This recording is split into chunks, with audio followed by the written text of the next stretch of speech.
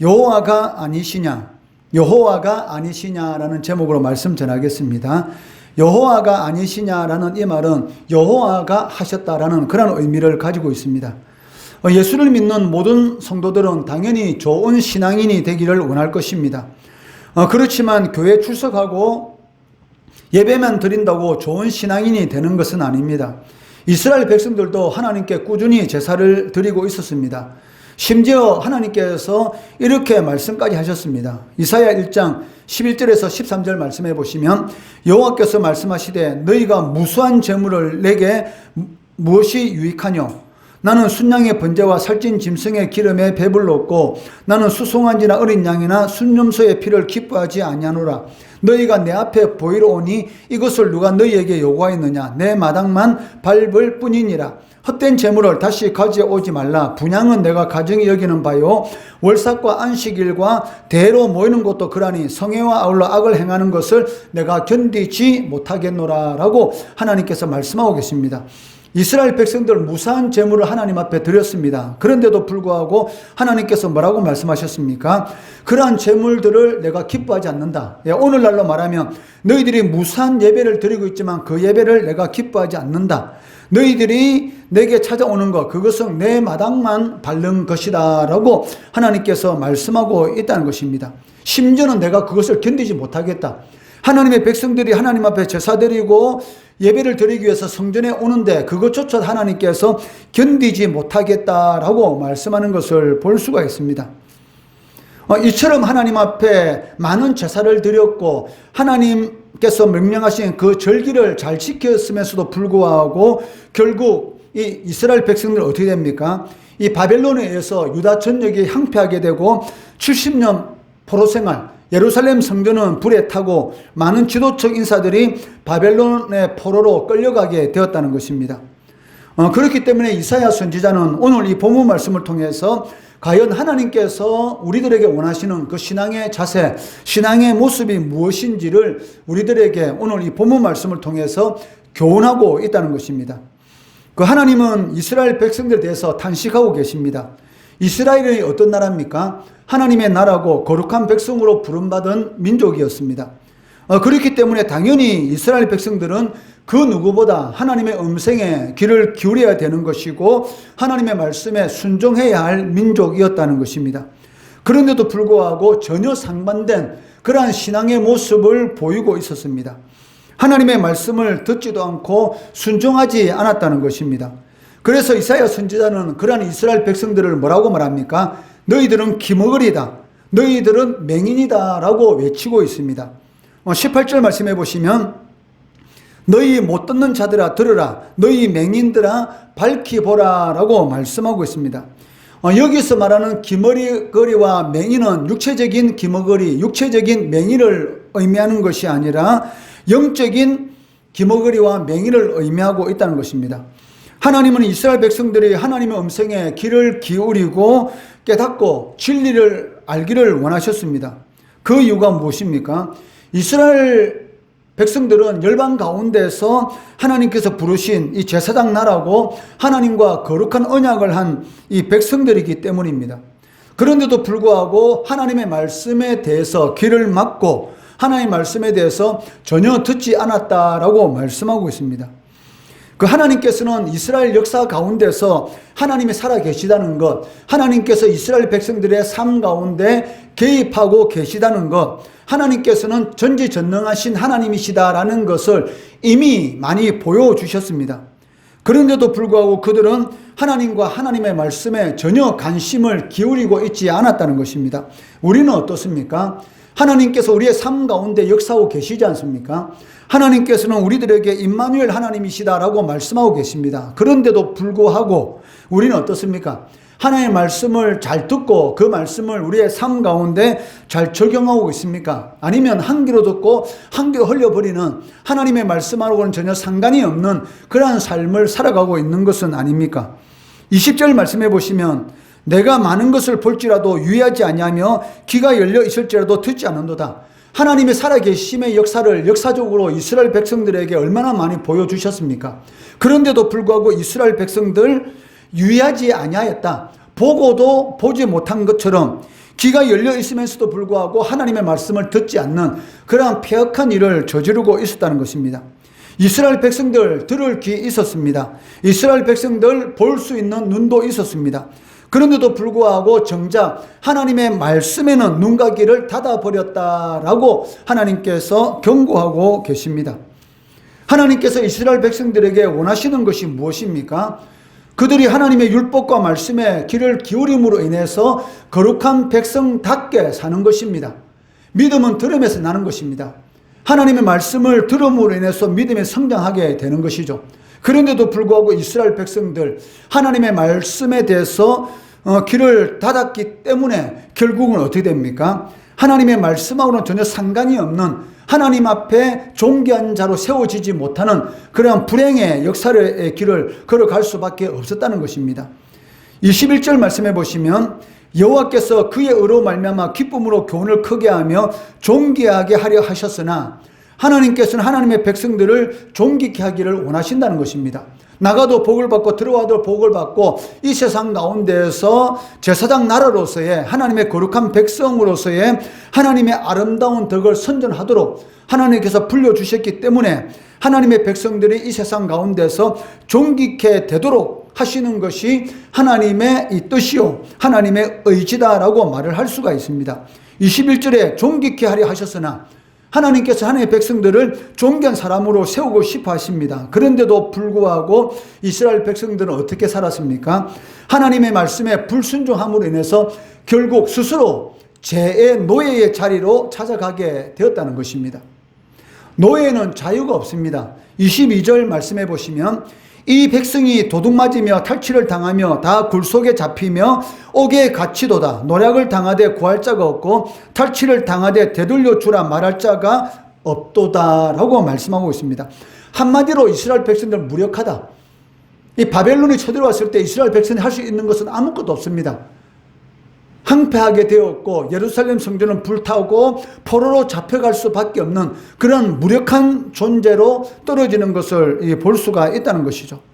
여기 굴속에 갇히며 옥에 갇힌다는 것은 실질적인 옥에 갇힌다는 그런 의미가 아니고 바벨론 포로가 될 것이다. 하나님의 말씀에 계속적으로 불순종하는 하나님의 뜻과는 전혀 상관이 없는 그런 삶을 살게 되면 너희들의 자유함을 빼앗기는 그런 포로의 신세가 될 것이다 라고 말씀하고 있습니다.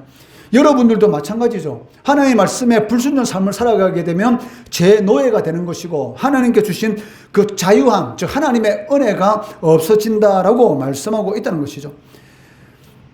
제 노예가 된다는 것은 다르게 표현한다면 성령이 여러분들과 함께하지 않는다라고 말을 할 수가 있는 것이죠. 사울에게서 성령이 떠남으로 인해서 악령이 임하게 되었고 끊임없는 두려움 가운데 떨어지게 되었다는 것입니다. 그렇기 때문에 자신의 사위인 다윗을 죽이려고 했지 않습니까? 항상 두려움 가운데서 이 악령이 임할 때마다 두렵고 떨리는 가운데서 근심 걱정을 할 수밖에 없는, 그러니까 자유가 없는 제 노예 상태로 떨어질 수밖에 없었다는 것입니다. 우리도 마찬가지죠. 하나님의 말씀에 불순종하는 삶을 계속적으로 반복하다 보면 도둑 맞으며 탈취당하고 다 굴속에 잡히고 옥에 갇히는 저 포로의 신세, 제 포로의 신세로 떨어질 수밖에 없다라고 경고하고 있습니다. 그런데도 불구하고 어떻게 됩니까? 되돌려 주라. 이 옥 가운데서 자유함을 주라라고 말할 사람이 아무도 없다. 전적으로 무력한 존재가 될 수밖에 없다라고 말씀하고 있습니다. 그렇기 때문에 하나님께서는 이러한 비참한 지경에 이르기 전에, 이러한 비참한 지경에 떨어지기 전에 하나님께서는 이스라엘 백성들에게 생명의 길이 되는 그런 하나님의 말씀을 이 선지자를 통해서 끊임없이 이스라엘 백성들에게 전하도록 하셨습니다. 이사야는 BC 700년대 사람입니다. 그런데 BC 586년도에 이 바벨론에서 남유다가 멸망하게 되는데 거의 약 140년 이후에 이 남쪽 유다가 이사야 선지자의 이런 경고에도 불구하고 돌이키지 않음으로 인해서 거의 140년이 지난 이후에 이 바벨론에 의해서 완전히 항폐되고 예루살렘 성전은 불에 타게 되고 포로로 잡혀가는 그러한 이 비참한 그 역사의 길을 걷게 되었던 것이죠. 하나님은 이스라엘 백성들이 이러한 길을 걷도록 원하시겠습니까? 하나님께서는 여러분들이 이러한 비참한 삶, 제 노예 상태에 빠지도록 하나님께서 원하시겠습니까? 그것은 절대로 그렇지 않다는 것이죠. 하나님의 은혜 가운데서 자유함을 누리는 그 하나님의 은혜를 누리면서 살아가도록 그리고 존귀케 되는 그러한 삶을 살아가도록 하나님께서 원하신다는 것입니다. 23절 보시면 너희 중에 누가 이 일에 귀를 기울이겠느냐? 누가 뒤에 올 일을 삼가 듣겠느냐? 앞으로 이러이러한 공포스러운 그러한 일이 일어나게 될 것인데 이 일에 대해서 누가 귀를 기울여서 듣겠느냐는 것이죠. 앞으로 유다 전역이 항폐화되고 이 바벨론에 의해서 포로로 끌려가는 그런 고난의 일이 임하게 될 것인데 너희들의 이 잘못된 길에서 귀를 기울여서 깨닫고 돌이킬 자가 누구냐라고 하나님께서는 묻고 있습니다. 유다가 이 군사적으로 힘이 없어서 경제 능력이 부족해서 이 바벨론에 의해서 멸망하게 된 것이 아닙니다. 즉 하나님께서 그렇게 하셨다라고 말씀하고 있다는 것이죠. 24절 말씀해 보시면 야곱이 탈취를 당하게 하신 자가 누구냐? 이스라엘을 약탈자들에게 넘기신 자가 누구냐? 여호와가 아니시냐? 즉 여호와께서 그렇게 하셨다라고 말씀합니다. 우리가 그에게 범죄하였도다. 그들이 그의 길로 다니기를 원하지 아니하며 그의 교훈을 순종하지 아니하였도다. 즉 하나님의 말씀에 순종하지 않았기 때문에 결국 하나님께서는 이 풀무불 가운데 이 이스라엘 백성들을 던져 넣으셨다라고 말씀하고 있습니다. 하나님께서 하신 것입니다. 하나님께서 바벨론이라는 이 도구를 사용해서 하나님의 백성으로서의 삶을 살아가지 않는 이스라엘 백성들, 이 불순물로 가득 찬 이스라엘 백성들을 이 풀무불 가운데 던지셔서 이 불순물을 다 제거하시고 70년 이후에 이 바벨론에서 다시 이 이스라엘로 돌아오도록 하시는 것을 볼 수가 있다는 것입니다. 그런데 더 큰 문제는 무엇입니까? 이러한 이스라엘 백성들이 극심한 이 하나님의 경고에도 불구하고 전혀 깨닫지 못한다는 것입니다. 25절 말씀해 보시면 그러므로 여호와께서 맹렬한 진노와 전쟁의 위력을 이스라엘에게 쏘아 부으시며 그 사방에서 불타오르나 깨닫지 못하며 몸이 타나 마음에 두지 아니하는도다. 가장 어리석은 사람이 무엇입니까? 그러니까 하나님의 징계 가운데 있으면서도 불구하고 깨닫지 못하고 원망하고 불평하고 돌이키지 않는 사람, 이러한 사람만큼 어리석은 자가 없다는 것이죠. 똑같은 잘못된 일을 반복하는 사람처럼 어리석은 사람이 어디 있겠습니까? 자신의 길이 잘못되었다 싶으면 돌이켜 하는 것이죠. 아, 내가 이렇게 살면 안 되겠다 라는 생각하고 깨닫고 돌이키는 것이 현명하고 지혜로운 사람인 것이지, 자신이 잘못된 길을 걸어가고 있으면서도 그리고 그 길이 잘못됐다고 말을 하는데도 불구하고 계속 반복적으로 그렇게 일을 하고 있다? 이것은 너무나 어리석고 이 남쪽 유다가 이 바벨론에 의해서 멸망한 것처럼 그러한 비참한 인생의 결말을 맞이할 수밖에 없다는 것입니다. 맹렬한 진노와 전쟁의 위력을 이스라엘에게 쏟아 부으시며 이런 인생을 살아갈 수밖에 없다는 것이죠. 우리가 철들었다 이렇게 말을 하지 않습니까? 신앙에도 철든 신앙이 있습니다. 그러니까 하나님의 말씀대로 우리가 다 살 수는 없죠. 어느 순간인가 나도 모르는 사이에 하나님의 뜻과는 다른 방향으로 나아갈 수 있습니다. 그때 하나님께서 이 강대상에서 말씀을 통해서 우리에게 경고하실 때도 있고, 또 하나님 앞에 기도하는 가운데 어떤 깨달음을 줄 수가 있습니다. 그때 내가 잘못했구나, 내가 잘못된 길을 걸어가고 있구나라고 깨닫고 바로 돌이키는 자에게 이 복이 있다는 것이죠. 그런데 분명히 하나님께서 말씀을 통해서 경고하시고 그리고 기도하는 가운데 깨닫게 해주시는데도 불구하고 자신의 이 육체의 이 종료, 자신의 육신의 이 편안함, 그 육신의 만족감을 누리기 위해서 돌이키지 않는다. 이스라엘 백성들이 하나님 앞에 징계받은 이유가 무엇입니까? 하나님을 버리고 헛된 우상과 자신의 육신의 욕망을 쫓았기 때문이다라고 말씀하고 있습니다. 하나님께서 이스라엘을 불러 세우신 그 목적이 무엇입니까? 하나님의 거룩한 백성으로 살도록 하기 위함입니다. 그리고 하나님의 이 제사장 나라로서 하나님이 어떠한 분이신가, 이 어두운 가운데 있는 모든 사람들에게 빛이신 하나님을 보이기 위해서, 빛이신 예수 그리스도가 구세주이심을 보이기 위해서 우리를 이 마귀의 종에서 하나님의 자녀 삼았다는 것입니다. 그런데도 불구하고 종교적 형식은 남아 있습니다. 매주일마다 예배 드리고 헌금도 합니다.